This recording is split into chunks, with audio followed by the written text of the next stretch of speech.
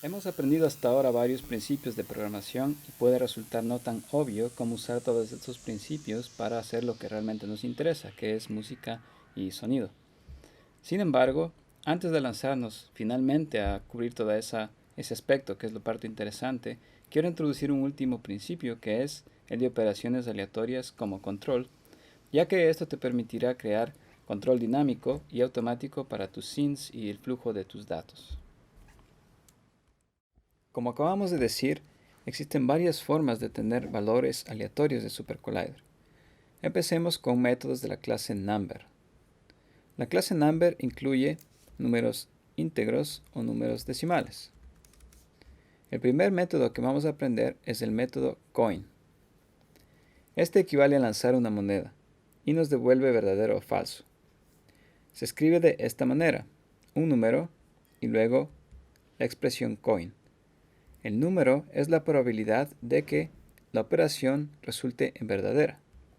En este caso 0.5 quiere decir que tenemos un 50% de probabilidad de que esto sea cierto. Lancemos la moneda varias veces. 5, 6, 7, 9 y 10 veces. Y contemos cuántas veces tenemos un valor verdadero. 1, 2, 3, 4, 5, 6. 6 veces tenemos true y 4 false. Y esto es consistente con la idea de que tenemos un 50% de probabilidades de que el resultado sea cierto o true. Así, de forma similar, si quisiéramos tener un 75% de probabilidades de tener true, tendríamos que escribirlo de esta manera, 0.75 y coin. Y si lanzamos la moneda varias veces, tenemos un resultado consistente con esa expresión, más trues que false. Utilicemos herramientas que hemos aprendido hasta ahora para profundizar en esta noción. Si recuerdas nuestro capítulo sobre iteraciones o loops, vimos que una expresión como esta puede ser utilizada para generar los números del 0 al 9 e imprimirlos en la consola. Si esta expresión no te resulta familiar, te recomiendo que vayas al capítulo sobre iteraciones y lo revises. Escribamos estas tres funciones. Lo que hacen las funciones es iterar a través de los números del 0 al 9 y en cada iteración generan una operación con coin. Cada una de las funciones tiene una probabilidad distinta. Esta tiene 50%, 25% y 75% respectivamente. Lancemos la primera y tengo este resultado. Con la segunda y con la tercera. Trata de analizar lo que está sucediendo aquí y trata de escribir esta función de diferentes maneras o con diferentes resultados para que te familiarices nuevamente con esta construcción. El siguiente método que quiero explicar es rand. Este método produce un número al azar entre 0 y el valor dado, pero sin incluir aquel valor. ¿Qué quiere decir? Quiere decir que si lo ejecuto, por ejemplo, sobre un número decimal, digamos 1.0, me va a dar números decimales entre 0 y 1, pero sin incluir 1. En 10, entre 0 y 10 sin incluir 10, o con 100, entre 0 y 100 sin incluir 100. Nota que son números decimales porque estoy ejecutando rand sobre un número decimal. Puedo también ejecutar rand sobre un número íntegro, solo que en este caso el resultado será un número íntegro. Recuerda que la ejecución resulta en un número al azar que no incluye el número sobre el cual corres. A modo de ejercicio, te dejo generar 10 valores aleatorios entre 0 y 100 utilizando un loop. Puedes pausar aquí el video para completar esta tarea. De forma similar tenemos el método rrand. El método rrand produce un número al azar entre dos valores dados. Y como ves, es diferente al método rand en que podemos pasar un número sobre el cual empezar, además del número sobre el cual terminar. La otra diferencia clave es que rrand es inclusivo. Esto quiere decir que incluye el número inicial y el número final en su ejecución. Se comporta de la misma manera si corro rrand sobre números decimales, me va a dar como resultado un número al azar que es también decimal. Y como dije antes, incluyendo aquellos números que pasamos sobre sus argumentos. Aquí, por ejemplo, entre 50 y 100. Y funciona de igual forma con números íntegros.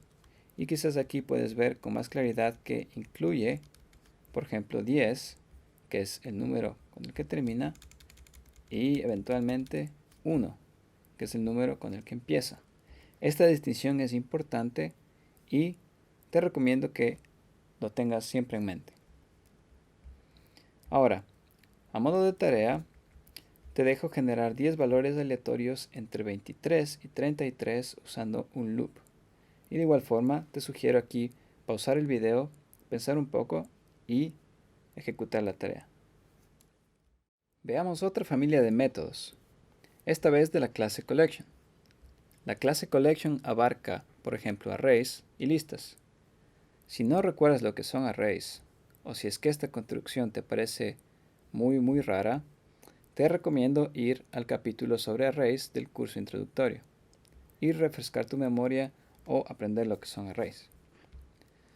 Aquí vemos que para usar choose tenemos que pasar una colección y luego ejecutar el método choose sobre aquella colección. La forma en la que esto funciona es sumamente intuitiva, y es que selecciona aleatoriamente elementos de la colección dada, nada más y nada menos. Aquí vemos que tenemos los valores de esta colección escogidos al azar, y no hace falta explicar nada más porque es bastante simple. Vámonos ahora al método wchoose. El método wchoose funciona de una forma muy similar, solo que con una complicación adicional, que es que acepta una lista de probabilidades para que cada uno de estos elementos ocurra.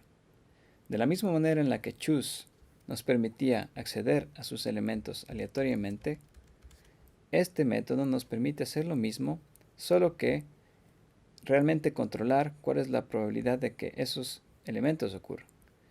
Y la forma en la que tendremos que leer estas probabilidades tienen que ver con la posición en la que los arrays estén dispuestos.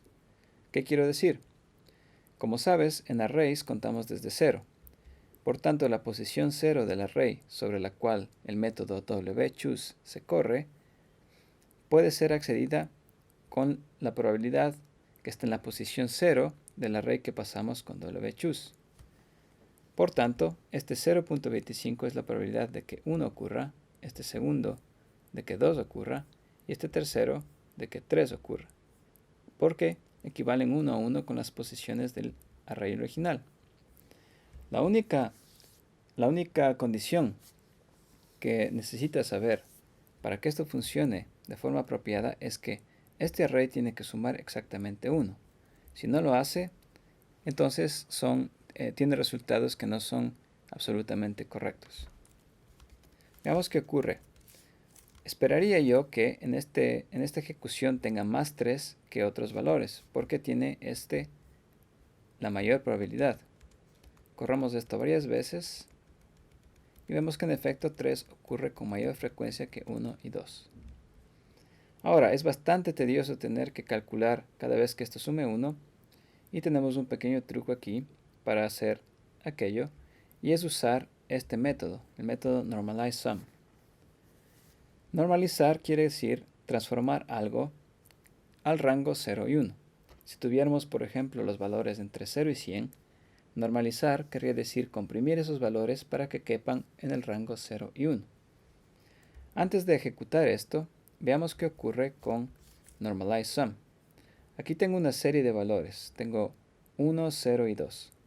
Si corro el método normalizeSum sobre este array, lo que va a hacer es convertir estos valores al rango 0 y 1.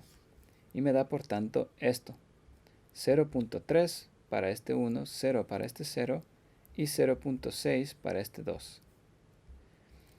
Si analizamos este pequeño array aquí, vemos que tiene bastante sentido porque la proporción de estos valores equivale a cómo están distribuidos aquí. 2 de este son 0.6 porque uno de ellos es 0.3, por tanto 2 son 0.6 y nada de este es 0 y por tanto también tengo 0. Vemos que aquí la unidad es 0.3 y los otros valores escalan de acuerdo a esa unidad.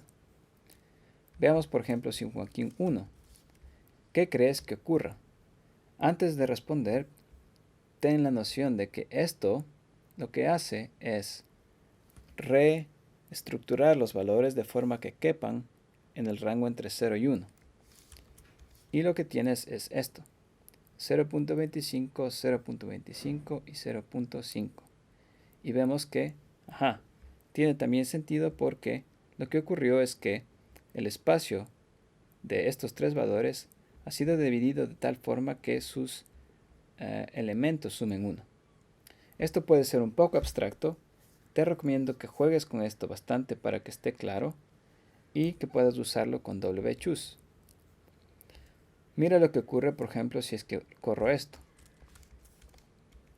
Tengo básicamente todo el tiempo 3. Y eso es porque he pasado los valores 1, 2 y 30 como probabilidades para 1, 2 y 3. Analicemos el array que resulta de esta normalización. Y es que 30 es un valor tan alto en relación a 1 y 2 que adquiere una probabilidad sumamente alta, mientras que 1 y 2 tienen una probabilidad sumamente baja. Y estos se mapean a los elementos 1 y 2 y 3 de este array, y por tanto, cada vez que corro esto, tengo básicamente siempre 3, porque hay virtualmente casi nada de probabilidad, o nada de probabilidad de que 1 y 2 ocurra. Ok, es bastante información que asimilar, pero te recomiendo jugar primero con NormalizeSum para que lo entiendas, y luego con wchoose. No es tan complicado como parece, es básicamente lo mismo que choose, pero con probabilidades. Ok, después de esto estamos finalmente listos para crear un synth y controlar ese synth con valores aleatorios. Llegamos finalmente a la parte divertida. Creemos una SynthDef, en este caso una definición simple formada por un oscilador sinusoide y un envelope percutivo, cuyos argumentos o cuyos parámetros son la frecuencia, la amplitud y el tiempo de relajación para el envelope.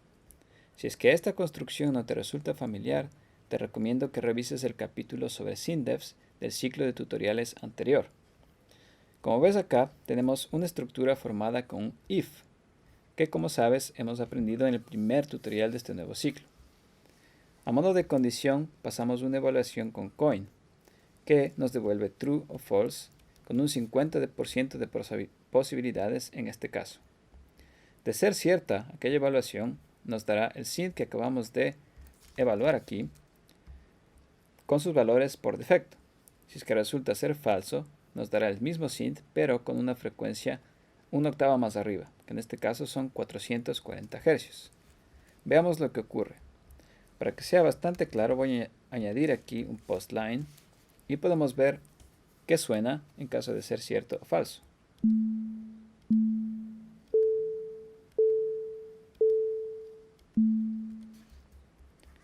Te dejo a ti probar con diferentes probabilidades y quizás más argumentos para que entiendas con profundidad cómo funciona. Continuemos. Vemos acá que tenemos una estructura, esta vez con switch. Con switch sabemos que podemos controlar varias opciones cómodamente simplemente añadiendo una combinación de una condición y que se ejecuta si es que esa condición se cumple. Vemos aquí que la variable que pasamos de switch es valor, y valor está siendo asignado a el valor que resulta de la evaluación de 3.rand, que como sabes nos da los valores entre 0 y 2, porque no incluye el número sobre el que corre. En caso de ser cierto esta condición, me va a dar el synth con sus valores por defecto. Esta otra me dará el synth pero una octava más arriba, y finalmente esta me dará el mismo synth pero 2 octavas más arriba y con una amplitud de 0.1. Igual que antes, voy a poner aquí un post line para que veas que suena en cada caso.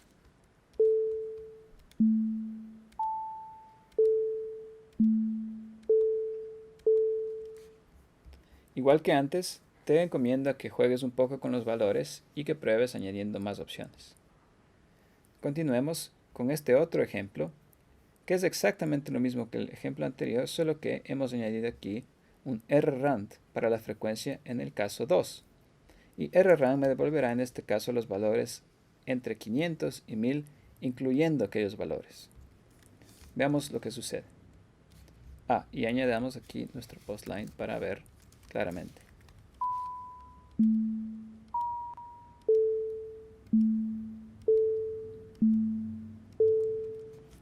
Como antes, te recomiendo jugar con estos valores, quizás añadir rrand en otros lugares y ver cómo funciona.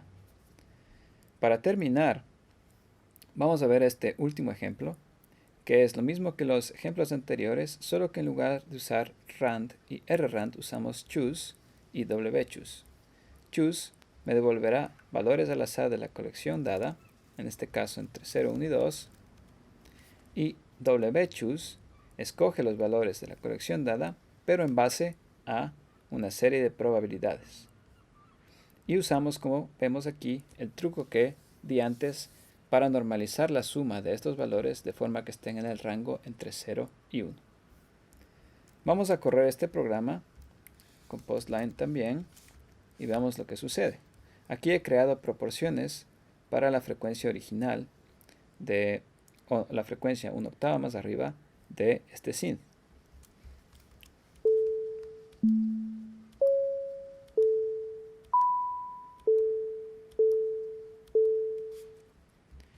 Te recomiendo revisar esto y los ejemplos anteriores y tratar de modificar, tratar de crear parámetros, tratar de crear condiciones a fin de que a partir de ahora todas estas estructuras estén cimentadas en tu memoria.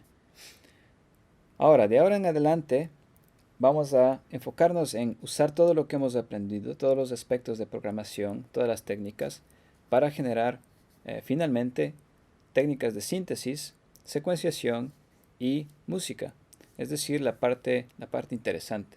Y nuestra meta es llegar en cierto punto a crear complejidad.